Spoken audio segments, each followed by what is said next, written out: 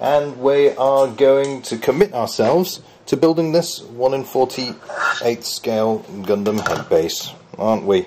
But unfortunately, since we moved, this is the first model kit we've put together, I think, since we moved back. I can't find, well, I can't be bothered to look for all our modelling tools, because I'll have to turn the place upside down. So we'll have to use what we have available to us, and this is what Daddy used to use when I made my first model kit. Do you know what these are? Nail clippers, yes. So we'll have some of these, just a modelling knife. Sorry for the wobbliness, I've just clamped the camera to one of those angle post lamps. Forgive the wobbliness. And the spray paint. And we have some spray paints which I found. My collection of spray paints. And I made sure that we have, look at all these. Oops. Can you help pick those up for me? Look at all these spray paints that I've got. Look at all these oops. Just knocked a box of paints on the floor. This should be fine. I have these. Gundam colour sprays unopened. These must be like years. Oh dear. These have been sitting around so long. I think the propellant has leaked out of them. That can't be right. I've not opened it yet. What a waste. I hope that did that come from? I think that came. Oh, that doesn't sound very good. There's no rattle there. Doesn't sound so very healthy. I think we lost one. Green is okay. We've got some red, blue, some Gundam blue. Hopefully we can salvage some of them. But yes, they have been sitting around for rather a long time. Procrastination. That's your punishment. Let's get on. Oh, before we do, a guy posted a comment, a Mr. AZN Guy 89. I think he spotted in my video that he's asked, is there a piece missing? And I think you're quite right. It looks like there is a piece missing. There's number 14. Now what went there? So looking back in the magazine,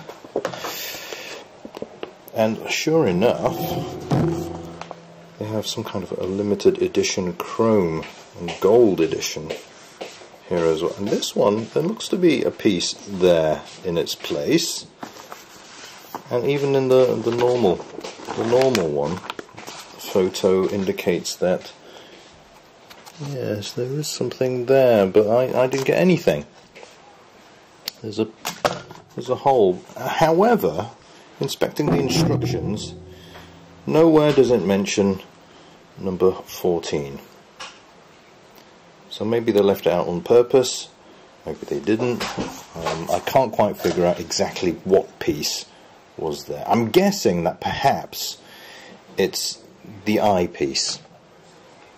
Yep, it's the eyepiece, I think. In which case, I don't know what they did with the stand. You could build this by itself without the arm.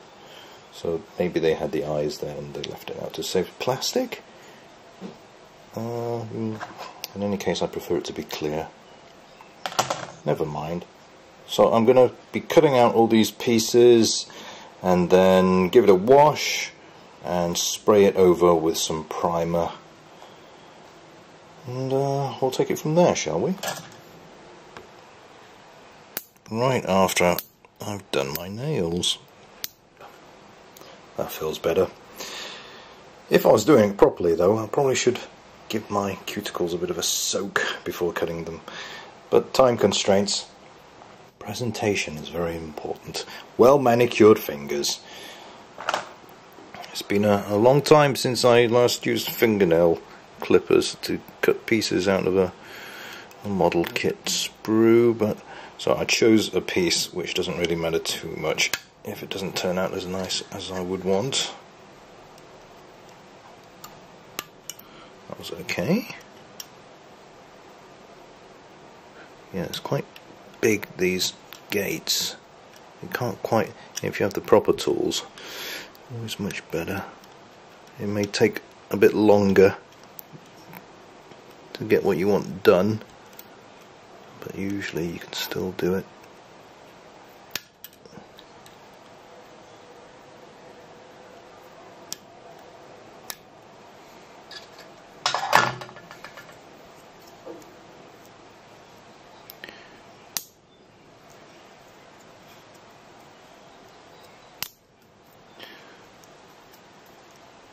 That's okay.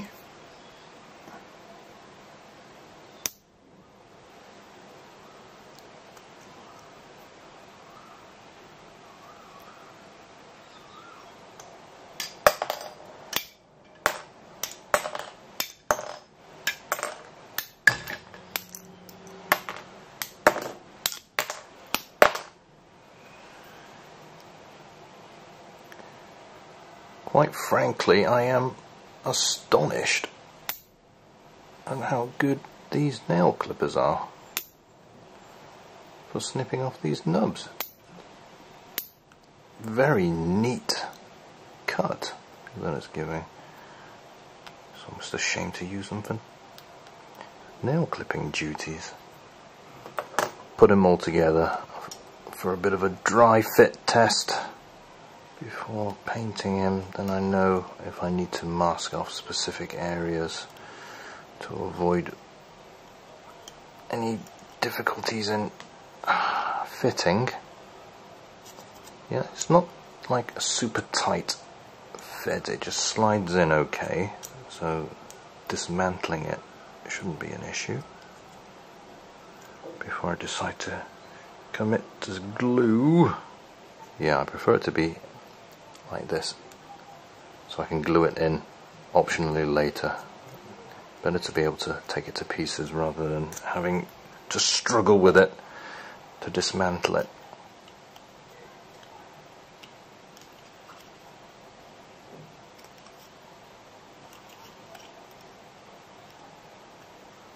Bit of a seam line down the side of his head I may have to deal with. Not very difficult to assemble, doesn't look to be. Oh, hang on, yeah, this piece covers up that nicely, but you still have something. Oh, hang on, it continues along here, so maybe we can hide or disguise it as a panel line afterwards. Okay, this is the battery and LED module.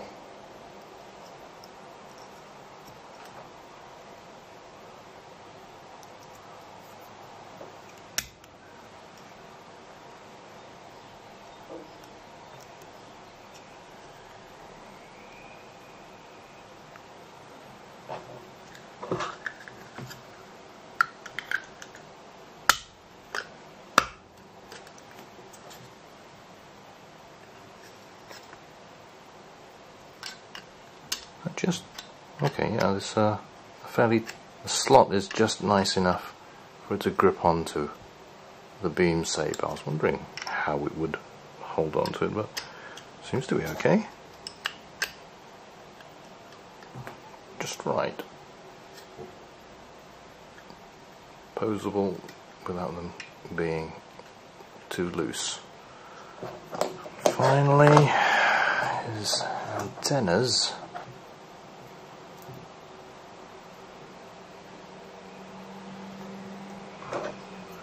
Everything is fitting together nicely. That's fine. The head is slightly loose, but it can be fixed easily enough. And how about the posing arm? It's nice that they put it in clear plastic, this. It's like kind of semi-transparent and invisible, I hope, when you're using it as a stand. They should do that with the official ones as well, shouldn't they? I'm sure they just copied this directly from those kits, but the rest of it is fairly original, I think. Especially I like that they gave us clear eyes and a clear camera lens. So in some respects it's better than the official ones. Right, time for some primer.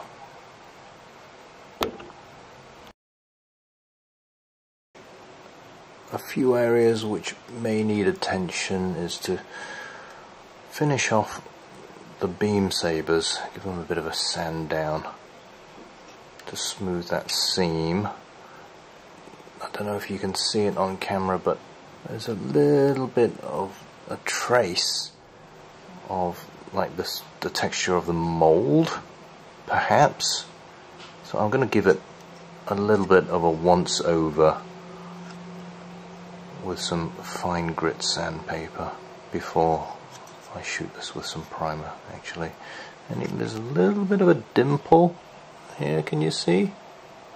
Maybe you can, maybe you can't, but I can tell you, yes, by the naked eye, there's a tiny little dimple here and here in the moulding, which hopefully some primer will fill in.